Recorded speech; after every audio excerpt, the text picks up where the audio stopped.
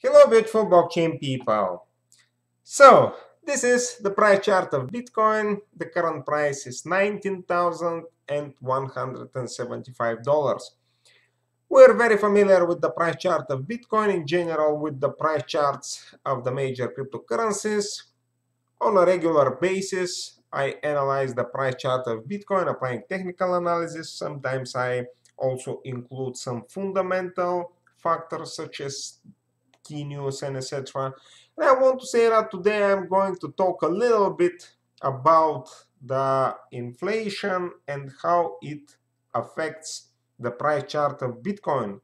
And I want to say that I decided to talk today about this topic because many people nowadays they are talking about the increasing prices and so on and how it should affect the market, the financial markets. And I've been talking sometimes about this relation between the inflation rate and the prices of the cryptocurrencies. So today I will mention it once again. So this is the Forex calendar. This is the inflation rate in the United States on a yearly basis.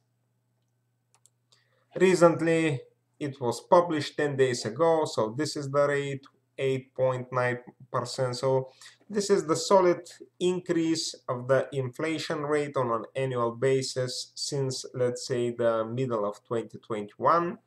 And we had some kind of local low here in the middle of 2020. So it is a local low. Here is a local high.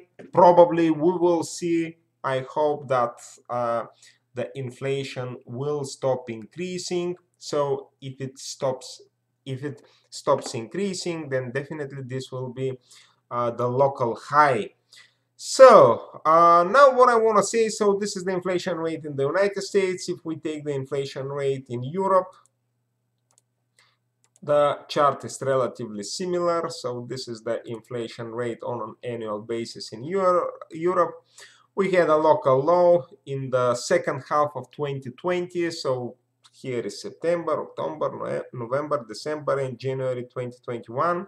Then the inflation rate started increasing, and now we have extremely high levels. Of course, if we compare this price chart, this chart with the chart of the inflation rate in the United States, here we still don't have such an initial indications, let's say that this is a local high. So we have a local high probably in the United States. Let me show you once again. So this is where is the United States. I have to apply this filter. So this is how it looks like in the United States once again. Probably, I hope that this is a local high, but in Europe, we still don't have a clear, let's say, signal that this is a local high. But anyway, the dynamics are very similar. Now, what I want to talk about it, many people say that if the inflation rate is increasing statistically, then the price of Bitcoin should skyrocket, the price of gold should skyrocket, and so on. So the prices of many financial assets should skyrocket because we have this extremely high inflation. Yes, it looks like that there should be such kind of relation, but actually it is in the short term, I would say in the short term and in the midterm, the opposite in my view in our case, because it is very important to take into account the monetary policy of the Central Bank of the United States or the Federal Reserve Bank and the monetary policy of the other central banks all over the world, because they are relatively similar. So when we had this low inflation rate or local low in the second half of 2020 in the United States and Europe, we know that the market was, or actually the European economy, the US economy, and so on, they were heading into such kind of, let's say, recession because of this coronavirus pandemic, probably, and many other factors. But because of this economic, let's say, hardship in this time, in the second half, in 2020 in general, and in the second half of 2020, we had this very, very low inflation. And then we know that in this period of time, the central bankers decided to inject liquidity in order to, let's say, prevent this deflationary spiral, or whatever they call it.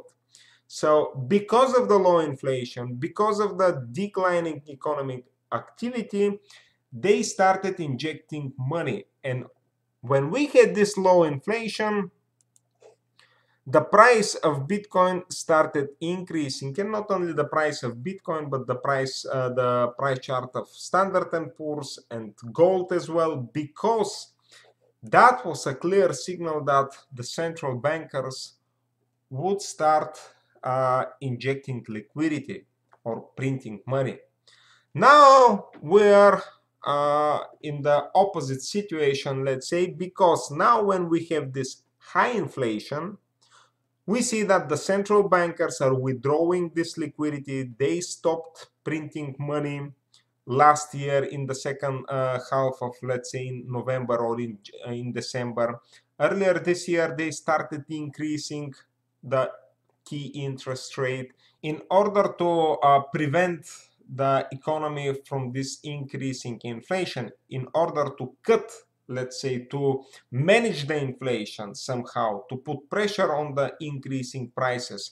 Once again, when the inflation started increasing solidly, the central bankers decided to stop printing money, and they also decided to start increasing the interest rate.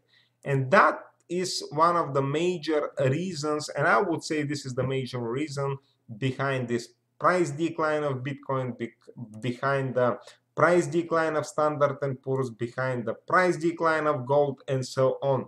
So what I want to say is that when we have this extremely high inflation rate or increasing inflation rate, this is a sign or signal that the central bankers will start withdrawing liquidity.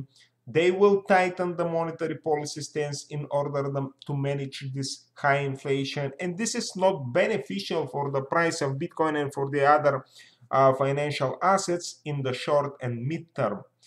That is what I wanted to talk about today, that when we have this increasing inflation statistically, like the one here, it is logical that we will see declining prices because of the changing monetary policy stance conducted by the central bankers.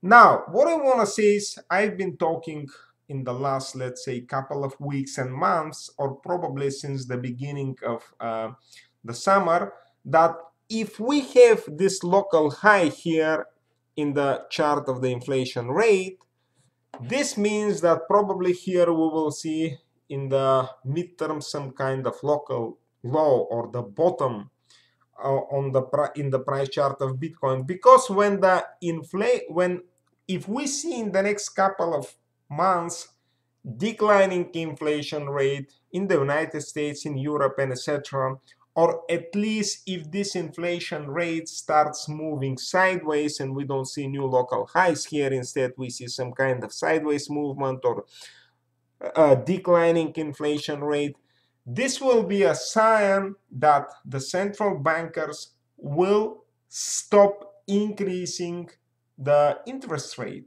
because they will not need to increase the interest rate more, because the declining inflation rate, or if the inflation rate continues to move sideways, will be a sign that, okay, the situation is getting better with the inflation. The central bankers can relax a little bit, and they will not need to increase the interest rate much faster.